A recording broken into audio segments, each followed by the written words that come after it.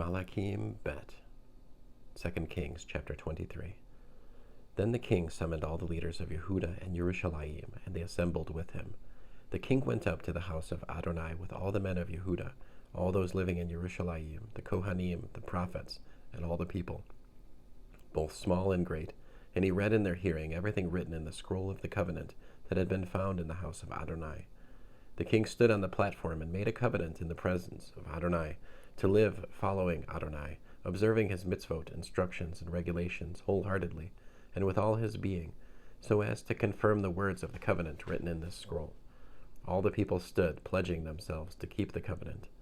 Then the king ordered Hilkiyahu the Kohen Hagadol, the Kohanim of the second rank, and the doorkeepers to remove from the sanctuary of Adonai all the articles that had been made for Baal, for the Asherah, and for the entire army of heaven, and he burned them up outside Yerushalayim in the fields of Kidron, and carried their ashes to Beatel. He deposed the idolatrous priests the kings of Yehuda had ordained to offer on the high places by the cities of Yehuda, and in the places surrounding Yerushalayim. He also deposed those who offered to Baal the sun, the moon, the constellations, and the whole army of heaven. He took the Asherah from the house of Adonai to Vadi Kidron outside Yerushalayim, and burned it in Vadi Kidron, stamped the ashes to powder, and threw the powder onto the burial ground for the common people. He smashed the stones for the cult prostitutes that were in the house of Adonai, where the women also wove garments for the Asherah. He removed the Kohanim from the cities of Yehuda. Then from Giva to Beersheba, he desecrated the high places where the Kohanim had been making offerings. He also smashed the high places of the gates that were at the entrance of the gate of Yehoshua, the governor of the city, on the left as one enters the city. But although the Kohanim who had been at the high places did not come up to the altar of Adonai in Yerushalayim, nevertheless they did share matzah with their kinsmen. He desecrated the Tophet fire pit in the Ben Hinnom valley, so that no one could cause his son or daughter to pass through fire as a sacrifice to Molech. He confiscated the horses which the kings of Yehuda had given to the sun at the entrance to the house of Adonai near the room of the officer Natan Melech in the side courtyard, and he burned up the chariots of the sun. The king smashed the altars on the roof of the upper room of Achaz, which the kings of Yehuda had made, and the altars which Manasseh had made in the two courtyards of the house of Adonai. He broke them into pieces and threw the rubble into Vadi Kidron. The king desecrated the high places facing Yerushalayim south of the Mount of Destruction, which Shlomo the king of Israel had built for Ashtoreth, the abomination of the Zidonim, Kamash, the abomination of Moab, and Milcom, the abomination of the people of Ammon. He smashed the standing stones, chopped down the sacred poles, and covered their remains with human bones.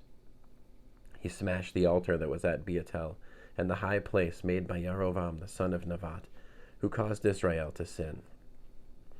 Yes, he smashed that altar and the high place. He burned the high place, stamped the ashes to powder, and burned up the Asherah. Then, as Yoshiyahu was turning around, he noticed the burial caves that were there on the mountain.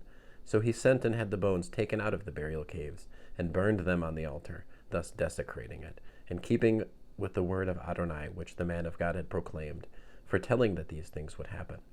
Then he asked, "This monument here that I'm looking at, what is it?" The men of the city told him, "It marks the burial cave of the man of God who came from Yehuda, and foretold the very things you have done to the altar of Beatel." He replied, "Let him be. No one is to move his bones." So they left his bones undisturbed, along with the bones of the prophet who had come from Shamron.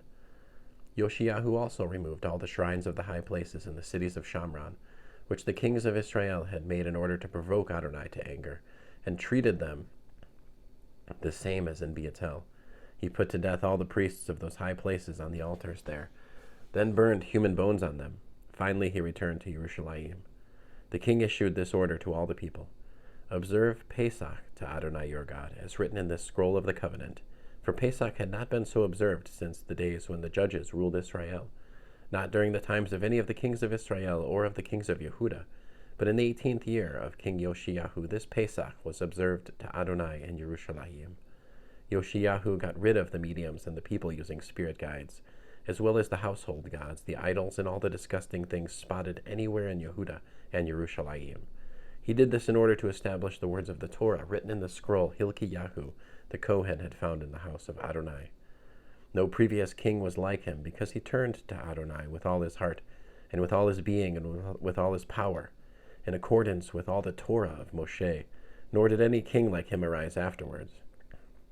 Nevertheless, Adonai did not turn away from his fiercely raging, furious anger that burned against Yehuda, because all the things Manasseh had done to provoke him.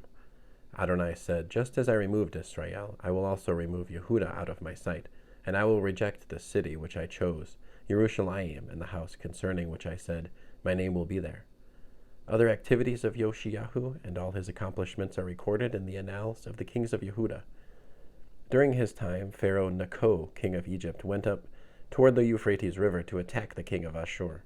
King Yoshiyahu went out to oppose him, but at Megiddo, Pharaoh spotted Yoshiyahu and killed him. His servants carried his dead body from Megiddo to Yerushalayim in a chariot and buried him in his own tomb. The people of the land took Jehoahaz, the son of Yoshiyahu, anointed him and made him king in his father's place. Jehoahaz was 23 years old when he began his reign, and he ruled for 3 months in Yerushalayim. His mother's name was Hamutal, the daughter of Yirmiyahu from Libnah. He did what was evil from Adonai's perspective, following the example of everything his ancestors had done. Pharaoh Necho imprisoned him at Rivlah in the land of Hamat, so that he would not be able to rule in Yerushalayim. He also imposed a penalty on the land of 3¼ tons of silver and 66 pounds of gold. Then Pharaoh Necho made Eliakim, the son of Yoshiyahu, king in place of Yoshiyahu his father, and changed his name to Jehoiakim. He also carried Jehoahaz off to Egypt, where he died. Jehoiakim remitted the silver and gold to Pharaoh, but in order to pay the money Pharaoh demanded, he had to levy a tax on the land. He taxed the people of the land, each according to his means, to pay the silver and gold to Pharaoh Necho. Jehoiakim was 25 years old when he began his reign, and he ruled for 11 years in Yerushalayim. His mother's name was Zevudah, the daughter of Pedaiah, from Rumah. He did what was evil from the perspective of Adonai, following the example of everything his ancestors had done. End of Malachim Bet, chapter 23.